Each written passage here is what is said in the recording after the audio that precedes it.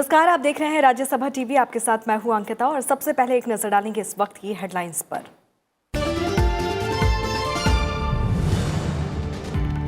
चांद से 4 कदम दूर चंद्रयान। सुबह करीब 9 बजे चांद की कक्षा में स्थापित हुआ चंद्रयान 2। इसरो प्रमुख ने कहा, मिशन का सबसे जटिल और अहम काम पूरा।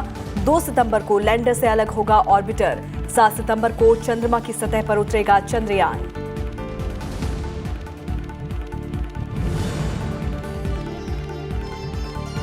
कर्नाटक में मुख्यमंत्री बीएस येदियुरप्पा मंत्रिमंडल का विस्तार करेंगे। 17 नए मंत्रियों को राज्यपाल वजुभाई वाला ने दिलाई पद और गोपनीयता की शपथ। गोविंद करजोल, अश्वत्थ नारायण सिंह, जगदीश शेट्टार मंत्रिमंडल में हुए शामिल।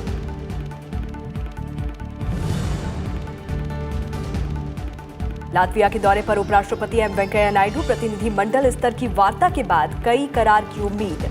दोनों देशों के बिजनेस फोरम को करेंगे संबोधित। बाल्टिक क्षेत्र के साथ सांस्कृतिक और आर्थिक संबंधों के विस्तार में भारतीय समुदाय के योगदान की सराहना।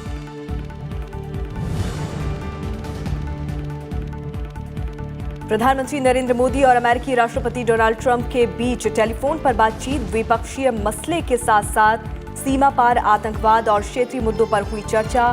प्रधानमंत्री ने कहा, कुछ क्षेत्रीय नेताओं का भारत के खिलाफ हिंसा का रवैया शांति की प्रक्रिया में बाधक।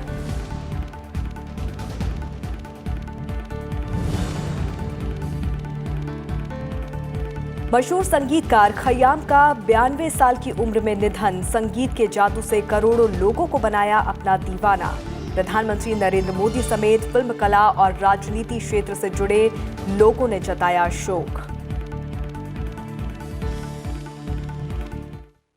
इसरो ने आज अंतरिक्ष अभियान में एक और सफलता हासिल की है। महत्वाकांक्षी चंद्र मिशन चंद्रयान 2 सफलतापूर्वक चंद्रमा की कक्षा में सुबह करीब 9 बजे दाखिल हो गया है। इसे 29 दिन पहले श्रीहरिकोटा के सतीश धवन अंतरिक्ष केंद्र से प्रक्षेपित किया गया था। 22 जुलाई को प्रक्षेपित किए गए चंद्रयान 2 ने 14 अगस्त को पृथ्वी की कक्षा से निकलकर चंद्र पथ पर आगे बढ़ना शुरू किया था। चंद्रयान 2 को चांद की कक्षा में प्रवेश कराना वैज्ञानिकों के लिए बड़ी चुनौती थी। इसरो प्रमुख के मुताबिक अभी चंद्रयान 2 चांद की परिक्रमा कर रहा है। उन्होंने कहा कि हम पूरी तरह से एक्यूरेसी पर काम कर रहे हैं ताकि मिशन चंद्रयान 2 को चांद के दक्षिणी सतह पर उतार सके। Yesterday, 19th, around 3 p.m., the moon also got near to the Chandrayaan 2. Then Chandrayaan 2 was entered into the sphere of influence of moon. And from that time onwards, the Chandrayaan 2 was under the influence of the gravity of the moon, and Chandrayaan, the speed started increasing due to the gravity of the moon. If you are leaving as it is, the velocity will be the further build up and Chandrayaan 2 will escape from the earth. So in order to ensure the Chandrayaan 2 go around the moon, that is the purpose of the lunar orbit insertion maneuver. In order to reduce the velocity of the Chandrayaan 2 from 2.4 km per second to 2.1 km per second, the lunar orbit insertion maneuver was carried out today. In this process, the entire Chandrayaan 2 is going around the moon with an elliptical orbit of 114 km by 18,000 km. If the lunar orbit insertion maneuver is not proper, then also the orbit of the Chandrayaan 2 will be improper and we may not get back the Chandrayaan 2. That is the importance of the lunar orbit insertion maneuver. के सिवन ने बताया कि अगला अहम कदम 2 सितंबर को होगा, जब lander को ऑर्बिटर से अलग किया जाएगा। 3 सितंबर को लगभग 3 सेकंड की एक छोटी सी प्रक्रिया होगी ताकि सुनिश्चित किया जा सके कि लैंडर के सभी सिस्टम सही से काम कर रहे हैं। 7 सितंबर को चंद्रमा की सतह पर सॉफ्ट लैंडिंग कराने की प्रक्रिया शुरू करने से पहले लैंडर संबंधी 2 कक्षीय प्रक्रियाओं को अंजाम दिया जाएगा।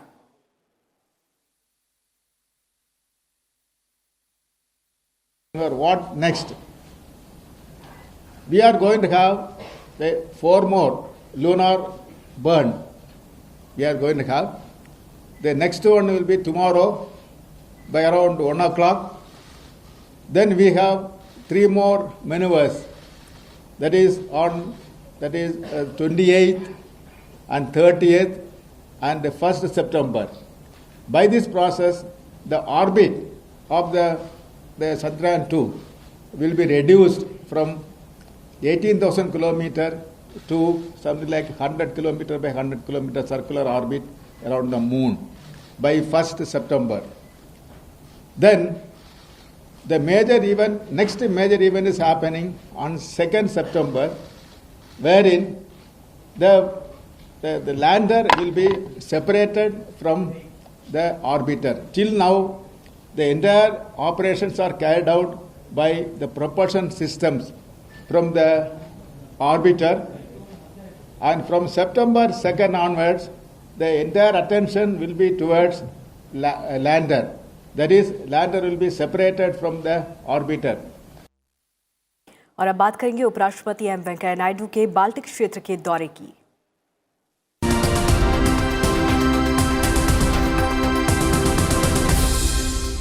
बाल्टिक क्षेत्र के 3 देशों की यात्रा के दूसरे चरण के तहत उपराष्ट्रपति एम वेंकैया नायडू लातविया में हैं। आज उन्होंने लातविया की राजधानी रीगा में स्वतंत्रता स्मारक पर जाकर शहीदों को श्रद्धांजलि अर्पित की है।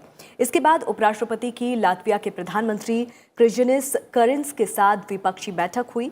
इस दौरान द्विपक्षीय हितों के मुद्दे पर विस्तार से बातचीत की गई। लातविया के प्रधानमंत्री से मुलाकात के बाद उपराष्ट्रपति एम वेंकैया नायडू लातविया के राष्ट्रीय इतिहास संग्रहालय गए और सेंचुरी प्रदर्शनी का दौरा किया। इसके बाद उपराष्ट्रपति लातविया की संसद पहुंचे। उपराष्ट्रपति लातविया की संसद के कार्यवाहक अध्यक्ष इनिस लिबिना एग्नेरे और अन्य सदस्यों से मिले। उपराष्ट्रपति का लातविया के राष्ट्रपति इग्लिस लेविट से मुलाकात का कार्यक्रम भी है। अब से कुछ देर बाद ये द्विपक्षीय बैठक होगी और इसके बाद दोनों नेता मीडिया को संबोधित करेंगे। शाम करीब 7:15 बजे उपराष्ट्रपति एम वेंकैया नायडू और लातविया के राष्ट्रपति भारत लातविया बिजनेस फोरम की बैठक में शामिल होंगे और रात 9:30 बजे लातविया के राष्ट्रीय पुस्तकालय में महात्मा गांधी की प्रतिमा का अनावरण भी करेंगे। उपराष्ट्रपति एम वेंकैया नायडू सोमवार शाम लातविया पहुंचे थे और रात में यात्रा के तीसरे पड़ाव एस्टोनिया के लिए रवाना होंगे।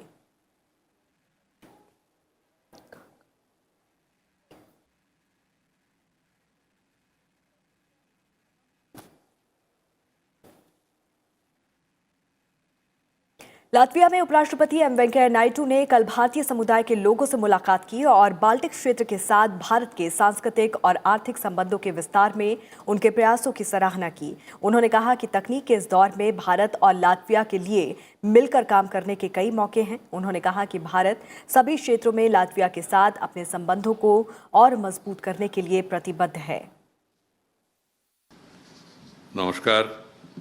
It gives me pleasure to be amongst you this evening. I thank the government of Latvia for the hospitality. वैश्विक अर्थव्यवस्था चौथी औद्योगिक क्रांति की ओर बढ़ रही है, जिसमें टेक्नोलॉजी और इनोवेशन प्रमुख भूमिकाएं निभाएंगे। ऐसे में भारत और लातविया महत्वपूर्ण भागीदार बन सकते हैं।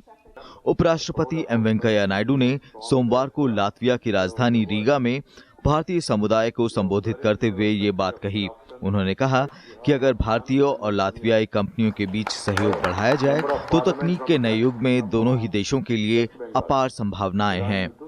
As the world economy progresses towards fourth industrial revolution, where IT, high tech, artificial intelligence, and innovations will play key roles, Latvia and India can become important partners.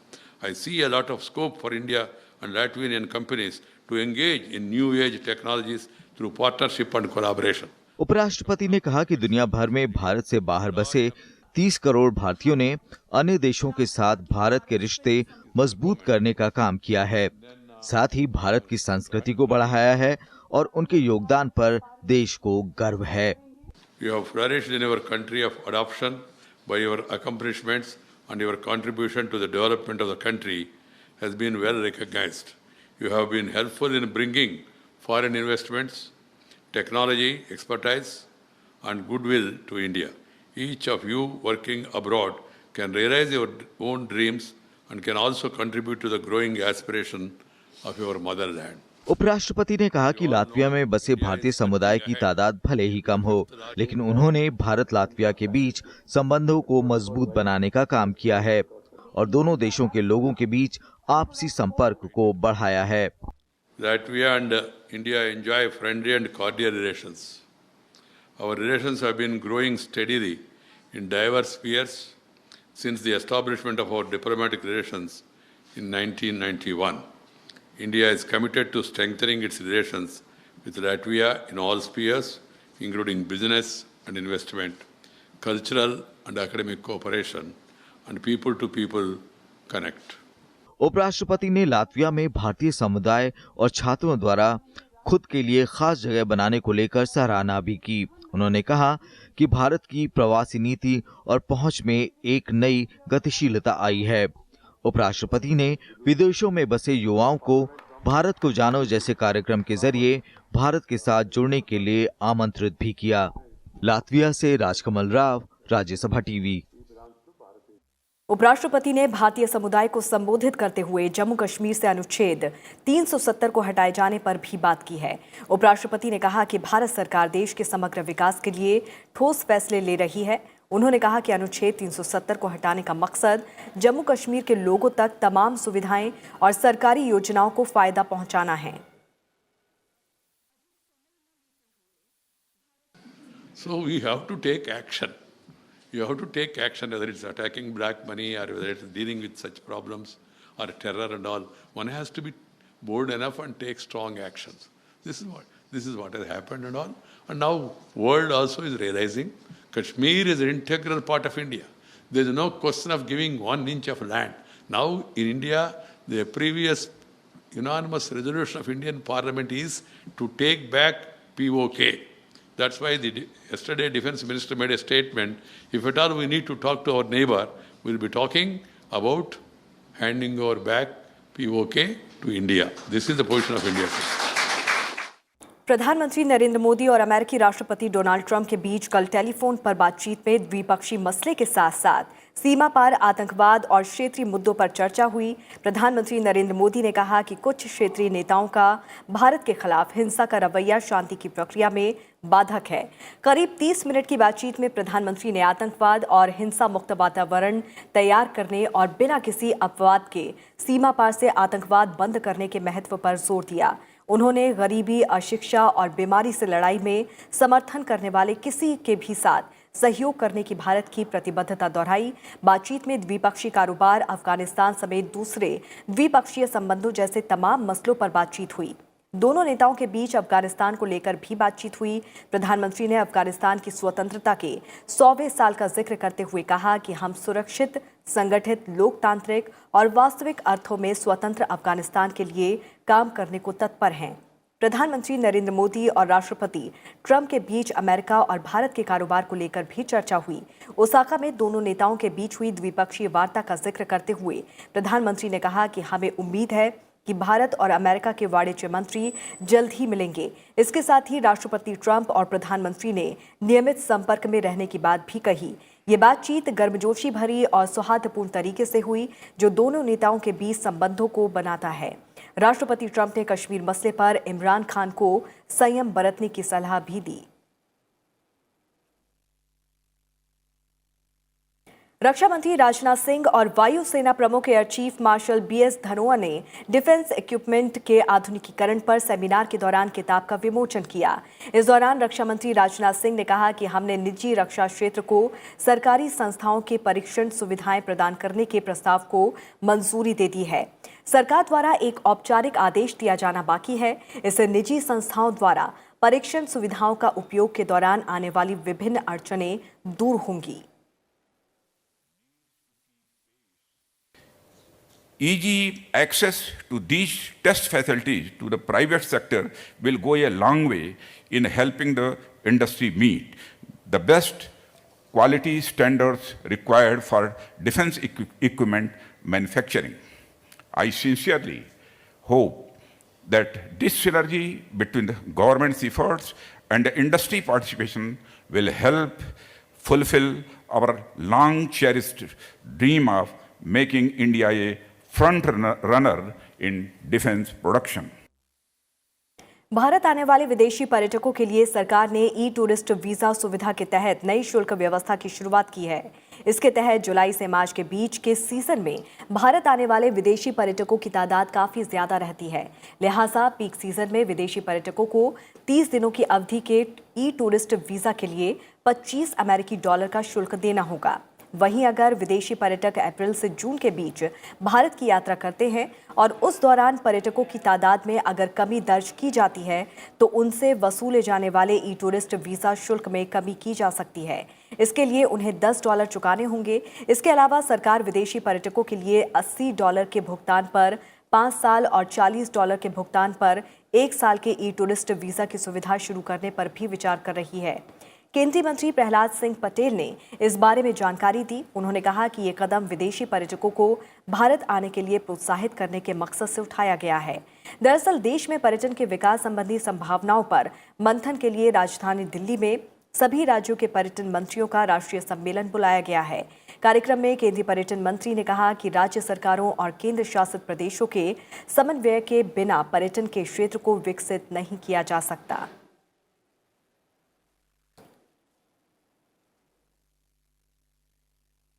Karnataka के मुख्यमंत्री बीएस येदियुरप्पा मुख्यमंत्री पद की शपथ लेने के 3 हफ्ते बाद अपने मंत्रिमंडल का आज विस्तार करेंगे। पहले चरण में उन्होंने विस्तार किया है और इसमें 17 विधायकों को मंत्रिमंडल में शामिल किया गया है।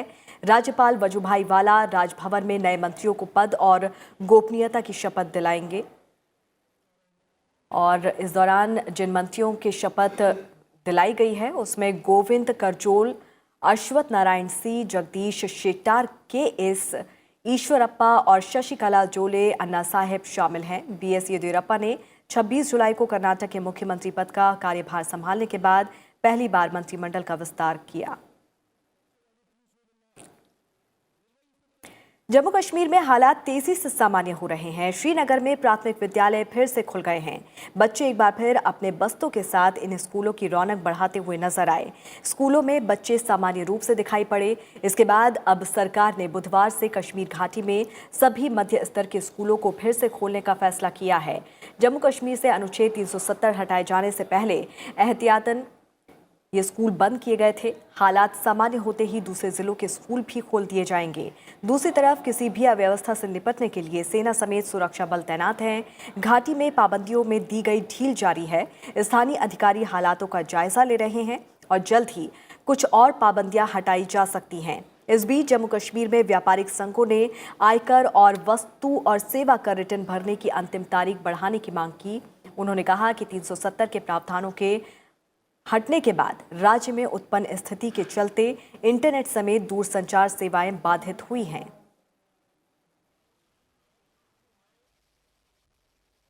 फेसबुक जैसे सोशल मीडिया प्लेटफॉर्म को आधार से जोड़ने वाली याचिकाओं पर सुप्रीम कोर्ट में सुनवाई करने की मांग को लेकर कोर्ट ने केंद्र सरकार को नोटिस जारी किया है। सुप्रीम कोर्ट में फेसबुक की तरफ से दायर याचिका में मांग की गई है कि देश भर में हाई कोर्ट में दायर याचिकाओं को सुप्रीम कोर्ट में स्थानांतरित किया जाए। कोर्ट ने इस मामले में केंद्र सरकार से 2 सितंबर तक जवाब मांगा है। साथ ही ट्विटर, गूगल और यूट्यूब को भी नोटिस भेजा गया है। मामले की अगली सुनवाई 13 सितंबर को होगी। तो वहीं सुप्रीम कोर्ट ने ये भी कहा है कि इस मामले में मद्रास हाई कोर्ट में की जा रही सुनवाई जारी रखी जा सकती है, लेकिन हाई कोर्ट इसे लेकर कोई भी अंतिम आदेश पारित नहीं करेगा।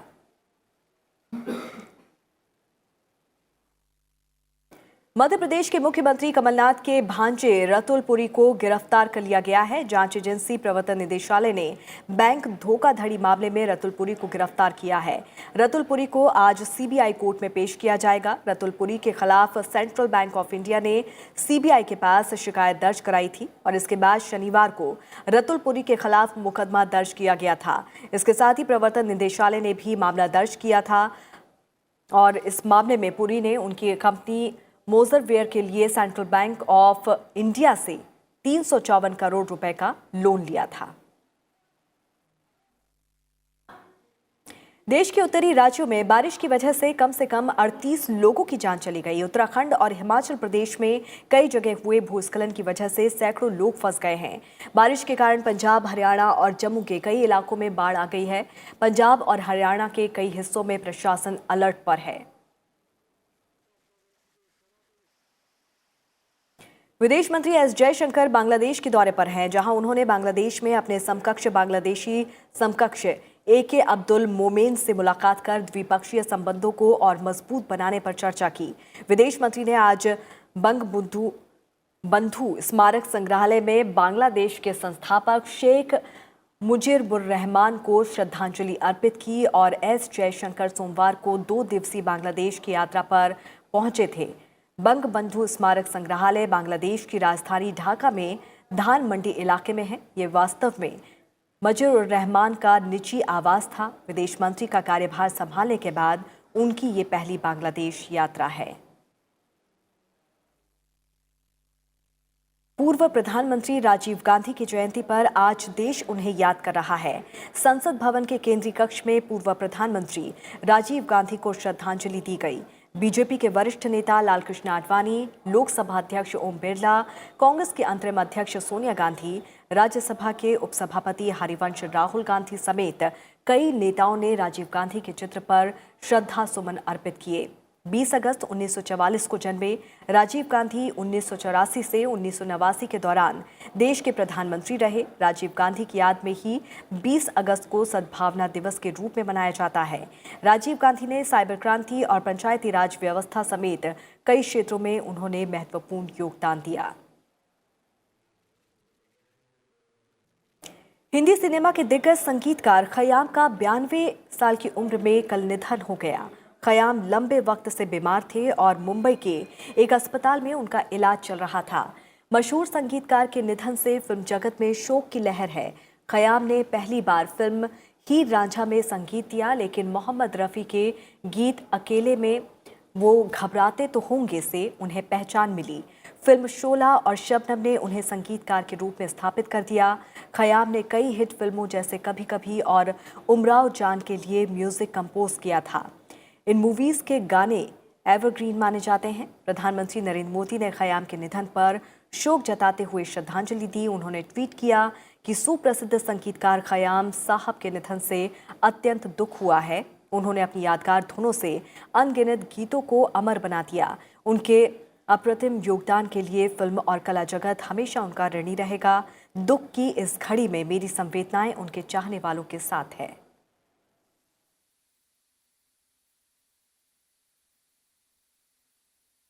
और इसी के साथ इस बुलेटिन में फिलहाल इतना ही, और जाते जाते एक नजर डालते हैं मशहूर संगीतकार खयाम के फिल्मी सफर पर।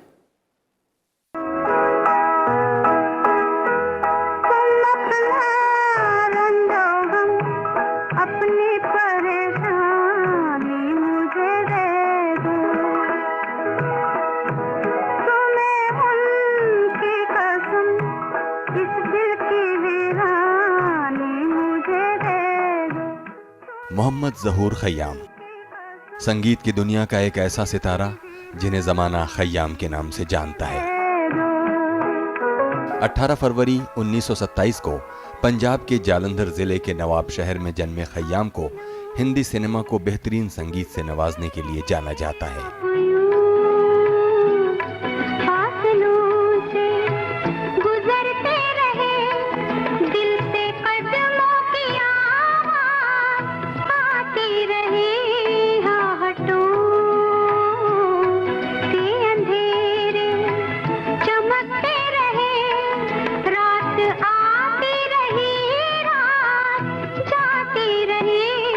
छोटी उम्र में ही दिल्ली आ गए खयाम का मन पढ़ाई के बजाय संगीत में ज्यादा लगता था और इसी संगीत को सीखने के लिए वो दिल्ली से लाहौर पहुंच गए और मशहूर संगीत उस्ताद बाबा चिश्ती से संगीत की तालीम ली।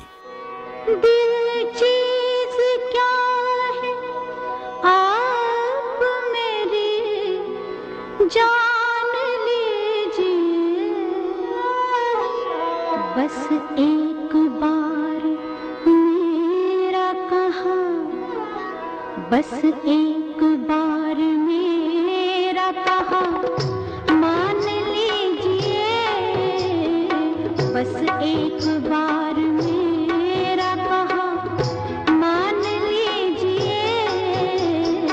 फिल्म उमराव जान में अमर संगीत रचने वाले खय्याम को 17 साल की उम्र में पहला मौका उनके उस्ताद बाबा चिश्ती ने ही दिया था। फिल्म हीर रांझा में पहली बार संगीत देने वाले खय्याम को रफ़ी साहब के गीत अकेले में वो घबराते तो होंगे से पहचान मिली और फिल्म शोला और शबनम ने उन्हें एक संगीतकार के रूप में स्थापित कर दिया। लड़ी रे लड़ी तुझसे आँख जो लड़ी, बड़ी मुश्किल पड़ी, जरा सुन जालिमा, मैं तो कब से खड़ी लेके दिल जालिमा। एक दौर के मशहूर गीतकार साहिर के साथ खय्याम ने ऐसी जुगलबंदी पेश की कि उनका संगीत हिंदुस्तान के अवाम की जुबान पर जादू की तरह छा गया। मोहब्बत बड़े काम की चीज है, काम की चीज है। पद्म भूषण सहित अनेक सम्मानों और पुरस्कारों से सम्मानित खय्याम आज भी संगीतकारों के लिए एक नजीर हैं।